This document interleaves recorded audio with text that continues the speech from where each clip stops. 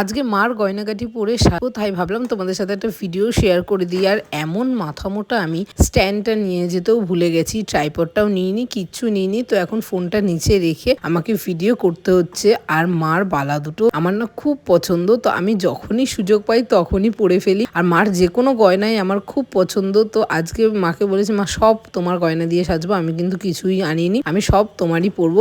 তো মা তো মার গয়নার বাক্স খুলে বললো, তো যেটা পছন্দ তুই সেটা পরে নে। আর আমিও আমার পছন্দ মতন সব গয়না চুজ করে নিলাম, এখন সব পরছি। দেখো এই কানের টপটা কি সুন্দর, আমার না খুব ভালো লাগে। আর আমি তো সবসময় মার গয়না পরতে খুব ভালোবাসি। তো এক এক করে এখন সব গয়নাগাটি পরে নিচ্ছি।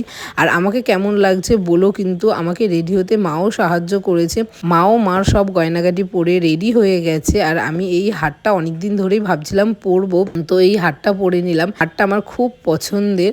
আর মার গয়নাগাটিগুলো খুব সুন্দর হয়েছে। তোমরা বলো আমাকে কেমন লাগছে দেখতে। আর মাকেও আমি দেখিয়ে দিচ্ছি, তাহলে মার গয়নাগুলো কেমন লাগছে বলবে কিন্তু। আরও এরকম ভিডিও দেখতে হলে আমাকে কমেন্ট করবে, আমি মার সব গয়নার ভিডিও দেখাবো।